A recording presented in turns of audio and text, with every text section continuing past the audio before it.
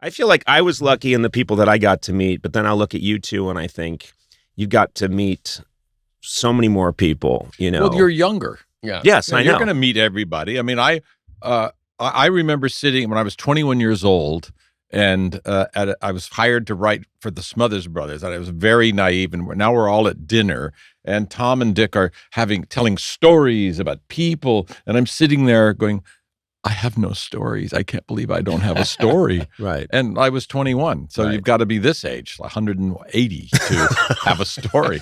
You met General Grant. Yeah. Oh my God. What a fun guy he was. But I do think there was that whole... You said Mary Lincoln could be pushy. Tell that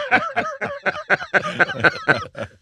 But no, even, just in the... I mean, there's that clip that I've seen a million times. I think it's you on the Tonight Show with Johnny Carson, Marty, and I think it's Betty Davis sitting next to you. And Yeah, you think, she had already killed with her 3 episodes, 3 segments. Yeah, 3 She'd done segments. the plate bit. And Yeah, all yeah, that. everything. Yeah, she did. What do you mean the plate bit? You're making that up. No, that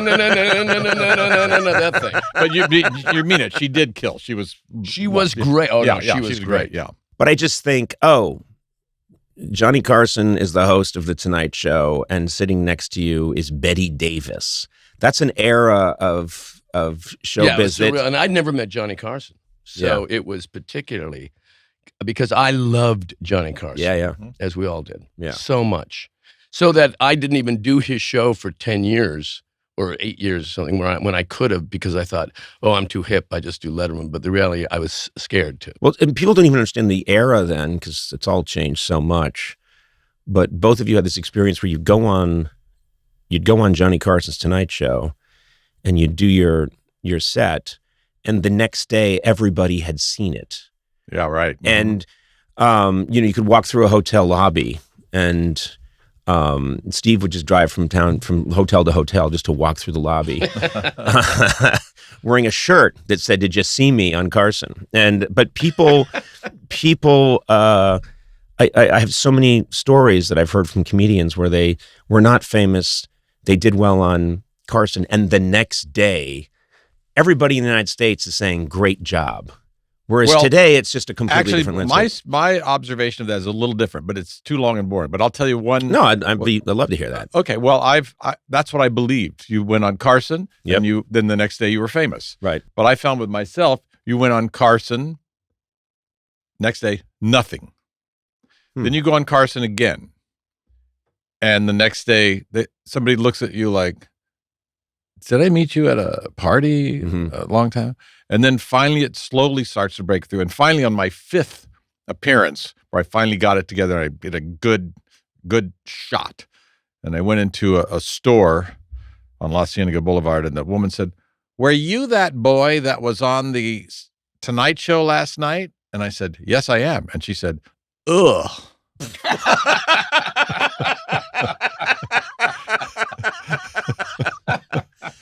Well, there's always that. Yeah. There's always that. And I remember seeing a clip, Marty, I could tell you're just slightly different. You killed, but you were just, I could tell that you're not the Marty that's going on my show and you're just going to kick the shit out of me. It's going to be so much fun. You did a very funny thing about Spit Take, but I could tell like his voice is a little different and you're being well behaved. Do you know what I mean? With Carson. With Carson, Johnny, yeah. With you, I don't care. No. No. There's a difference between being excited to be on Johnny Carson and then to be slumming it, There's certain people I've never overcome my awe, and Johnny Carson was one of them. That I always felt a little, I hope I'm pleasing him. Yeah. But they knew they had card games. They were friends. Yeah, we played cards together. We had dinners. That's a famous card game. People talk about that card game.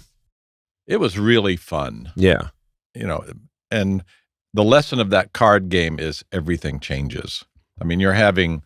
What do you mean? Well, you're having poker games with Neil Simon and Carl Reiner and Dan Milnick and, Chevy.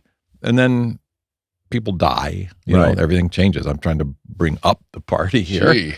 No, but it's... And we're all going to die, too. Yeah. No. Yeah. Never. All right. Well, anyway, great seeing you. So We're Should going to we roll pray? long credits. Hey, what if we just prayed right now? We just do a group prayer. I think that'd be very nice. And hold hands. Yeah. Well, I often think about that. It's almost the fact that I get to know you guys and talk to you guys at all feels like I'm linking to this very important. I don't know. What I would say is I think everybody has kind of a disdain for their own era of show business and reveres, Well, what we observe, and I probably applies to you, that younger comedians, like, SNL guys that we kind of know, or you know them better than I because you're a warm person. But we see that camaraderie among them. Yeah. That we assume like Don Rickles had, with Frank. Yeah. But I see that we have camaraderie with people of our generation, and we see the younger people helping each other. It's a. Oh, absolutely. No, I mean, people like Fred Armisen Yeah. and John Mulaney and Bill Hader are all close friends, And you know them. They also have caller ID. I was talking to Fred Armisen once. I mean, this was probably 10 years ago. He's just hanging around SNL. And he said, the latest thing this is probably old now, but right. So the latest thing is when you text someone and then the misspellings come up and the different words, you just don't change them. And you just send it off like that. But you do that to other comedians. Fred is an interesting guy because I remember I think we were at a dinner once and might have been at my house, and Fred was there and didn't say he's a hilariously funny guy, but that night he didn't say anything. He didn't say a word. And I remember him looking up and down the table and everybody's laughing and joking and he was just observing it all. And he has that almost like, I'd always heard Peter Sellers at a party was very quiet and kind of just observing. And not. I think we were all there. Yes. You were there. It was a funny guys' dinner. It was a funny guys' dinner. You were there, Steve. I was? Yep. Yeah. Sure were. I thought you said funny guys. Yeah. You were a last minute addition. Yeah. I was the control group. Pauly Shore fell out.